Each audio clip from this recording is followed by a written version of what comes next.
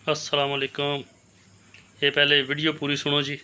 और ये जो है इनके सर 2.5 लाख रुपया 6-7 साल से सर एक बंदे ने लिया हुआ था। अच्छा जी। तो वो दे नहीं रहा था। अच्छा। उसमें सर 1.5 लाख को पहले दे गया सर। अच्छा जी।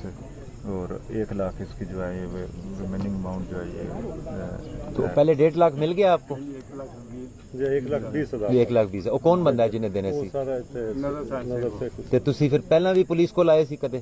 ਨਹੀਂ ਅੱਛਾ, ਤੇ ਚੌਕੀ ਨੂੰ ਦੱਸਿਆ ਕਿ ਨਹੀਂ ਇਹਨਾਂ ਨੂੰ ਭੇਜਿਆ ਵੀ ਉੱਥੇ ਭੇਜੋ ਤੁਸੀਂ ਆਏ ਸੀ ਮੇਰੇ ਕੋਲ? ਜੀ ਤੁਹਾਡੇ ਕੋਲ ਭੇਜਿਆ ਤਰਖਾ ਦੇ ਅੱਛਾ, ਮੈਨੂੰ ਯਾਦ ਨਹੀਂ ਤੁਸੀਂ ਮੈਨੂੰ ਮਿਲੇ ਹੋ? ਨਹੀਂ ਆ ਰੇੜੀ ਤੁਹਾਡੇ ਨਜ਼ਦੀਕ अच्छा अच्छा, तो 1 ਲੱਖ ਰੁਪਏ ਦਿੱਤਾ ਸਾਨੇ। ठीक है। 10 ਤਰੀਕ ਨੂੰ ਲੱਖ ਦਿੱਤਾ ਤੇ 31 ਤਰੀਕ ਦਾ ਉਹਨੇ 40,000 ਰੁਪਏ ਕਾਇ चलें, ए लाल दे ने ना, अपने ही ने ना? ਦਿੱਤਾ। अच्छा चलो ठीक है। ਇੱਟਾਂ ਦੇ ਮਤਲਬ ਮੈਂ ਛੱਡ ਦਿੱਤੇ ਨੇ ਜਿਹੜੇ ਇੱਟਾਂ ਦੇ 15,000 ਰੁਪਏ। चलो चलो, जरा मिल गया वो ए लो, ए बाकी थोड़ा लाख रुपया है।